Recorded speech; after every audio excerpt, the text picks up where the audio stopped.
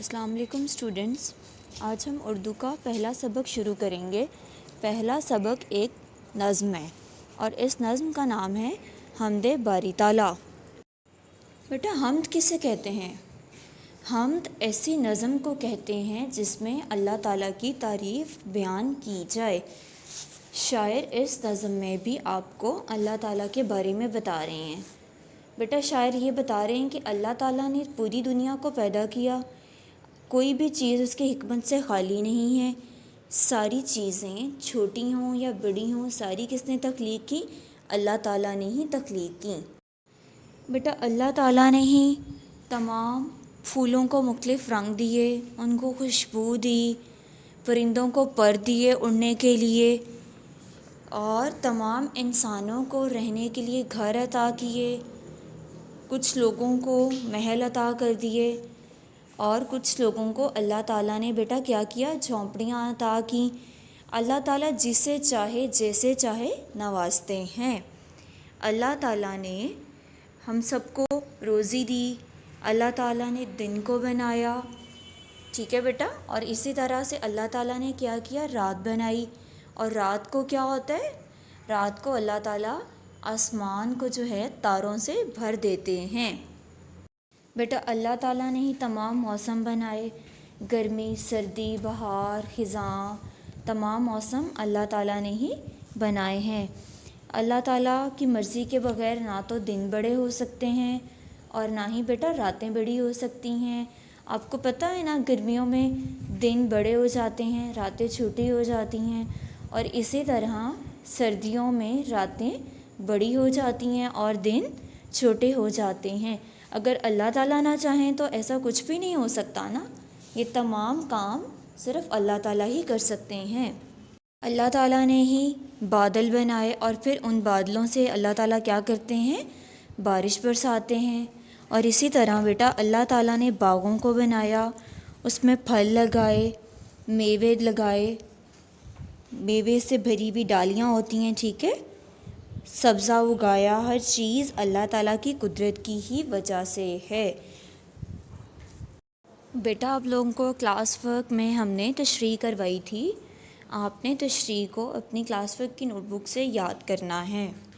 और याद करने के बाद आपने बेटा तशरीह को नीट राइटिंग में प्रॉपर गैप के साथ अपने समर टास्क पर राइट करना है।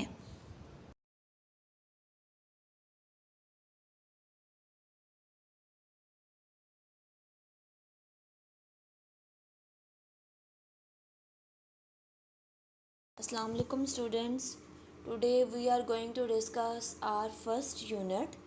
The name of the first unit is sets. What is set? A set is a collection of well-defined and distinct objects. Well-defined. Well-defined means a specific property of an object that enables it to be an element of a set or not.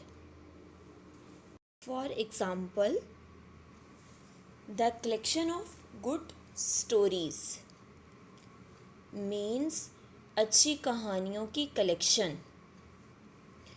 अब ये well defined है या नहीं students? हो सकता है कि जो स्टोरीज़ की कलेक्शन आपको पसंद हो वो मुझे ना पसंद हो, या हो सकता है जो मुझे पसंद हो वो आपको ना पसंद हो।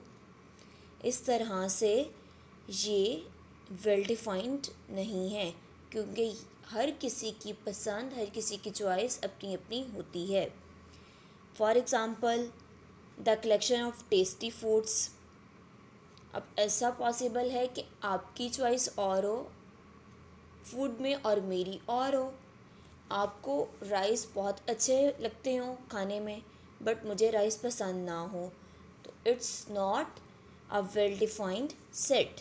Distinct means the same objects should not appear more than once. For example, हम एक word लेते हैं and the word is legal. अब legal word डिस्टिंक्ट है कि नहीं। स्पेलिंग्स लीगल के LEGAL है। अब लीगल वर्ड में कोई लेटर ऐसा तो नहीं स्टूडेंट्स जो एक से ज़्यादा दफ़ा रिपीट हो रहा हो, क्योंकि ऐसा वर्ड, ऐसा ऑब्जेक्ट जिसमें कोई एलिमेंट एक से ज़्यादा दफ़ा रिपीट हो रहा हो तो वो डिस्टिंक्ट नहीं होता। जी स्टूडेंट्स, इसमें द लेटर L, जो लेटर L है वो एक से ज़्यादा दफ़ा रिपीट हो रहा है। It means it's not distinct, क्योंकि इसमें L एक से ज़्यादा दफ़ा आ रहा है तो ये डिस्टिंक्ट सेट नहीं है। स्टूडेंट्स, एलिमेंट्स क्या होते हैं? एक सेट के अंदर जितने भी ऑब्जेक्ट्स होते हैं वो उसके एलिमेंट्स कहलाते हैं। फॉर एग्ज़ाम्पल, एक सेट के अंदर 1, 3, 2 एंड 5 ऑब्जेक्ट्स हैं। अब 1, 3, 2 एंड 5 ये इस सेट के एलिमेंट्स कहलाएंगे and the number of elements in this set is 4। Students, अब हम सीखेंगे कि सेट को किस तरह से डिनोट करते हैं। सेट को कैपिटल लेटर्स के साथ डिनोट करते हैं और इसके बाद इक्वल का साइन लगाकर कर्ली ब्रैकेट लगाते हैं और कर्ली ब्रैकेट लगाने के बाद सेट के एलिमेंट्स को राइट करते हैं और उनके दरमियान में क्या यूज़ करते हैं स्टूडेंट्स? जी, उनके दरमियान में कोमास यूज़ करते हैं और जब तमाम एलिमेंट्स कंप्लीट हो जाते हैं तो सेट को, उन एलिमेंट्स को कर्ली ब्रैकेट के साथ क्लोज कर देते हैं। स्टूडेंट्स, अब ये देखते हैं कि कैसे पता चलेगा कि कोई ऑब्जेक्ट सेट का एलिमेंट है या फिर नहीं। अब हमारे पास जो सेट है उसके एलिमेंट्स हैं 1, 3, 2 एंड 5। अब अगर तो इस सेट के अंदर 3 है, it means 3 is an element of set A, यानी कि सेट A का एलिमेंट है 3। और अगर इसमें 7 वर्ड नहीं है, it means it's not an element of set A, यानी कि 7 जो है वो एलिमेंट नहीं है सेट A का। स्टूडेंट्स, अब हम कुछ इम्पॉर्टेंट सेट्स को देखते हैं।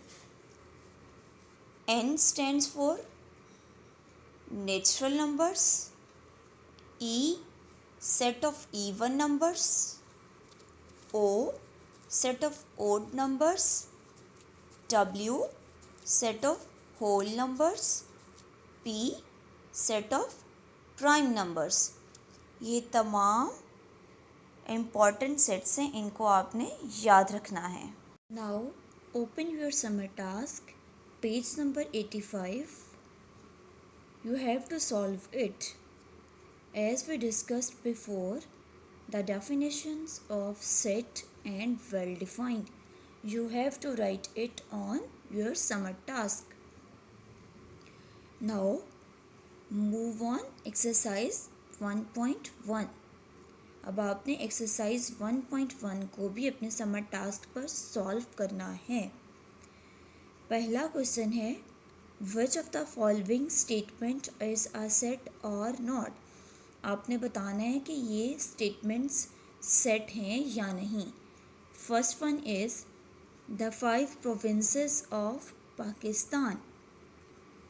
अब इस स्टेटमेंट से आपको पूरी बात समझ आ रही होगी स्टूडेंट्स कि पाकिस्तान के 5 प्रोविंसेस, तो ये एक सेट है या नहीं? Yes, it is a set, ये एक सेट है। इसी तरह से आपने इस पार्ट के बाकी क्वेश्चंस को भी सॉल्व करना है। स्टूडेंट्स, आपने एक्सरसाइज 1.1 के क्वेश्चन नंबर 2 को समर टास्क के पेज नंबर 86 पर आपने सॉल्व करना है। आपने बताना है कि स्टेटमेंट्स ट्रू हैं या फॉल्स। एलिमेंट्स के बारे में स्टेटमेंट्स हैं, अभी हमने एलिमेंट्स को डिस्कस किया था। स्टूडेंट्स, आपने उसी टॉपिक को अपने माइंड में रखते हुए इन क्वेश्चंस को अटेम्प्ट करना है।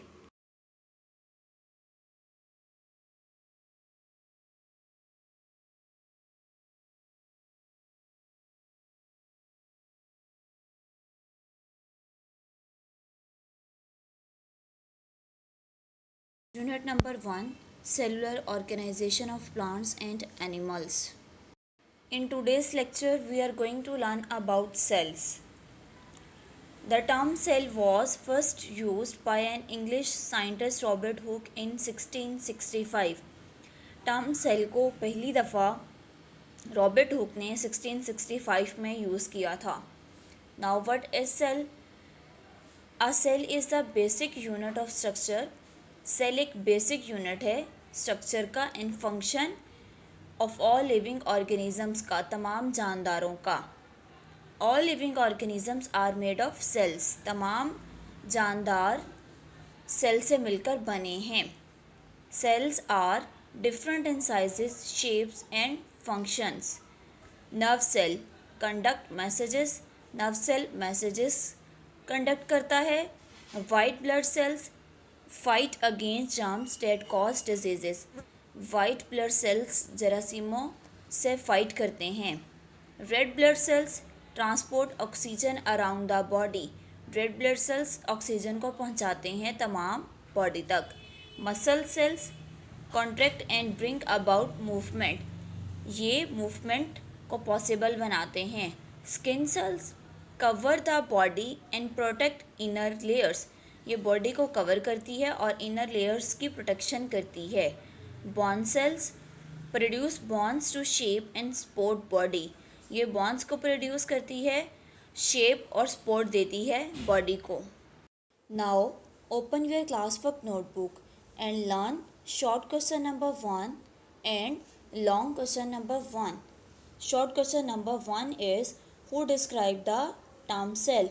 Students, as we discussed before, the term cell was first used by an English scientist Robert Hooke in 1665. Long question number 1 is, define cell and discuss its different functions. बेटा, अभी हमने cell और उसके functions को read किया है। आपने इसको अपनी क्लास वर्क की नोटबुक से याद करना है। याद करने के बाद आपने इसको समर टास्क के पेज नंबर 29 और पेज नंबर 32 पर राइट करना है in neat writing with proper gap.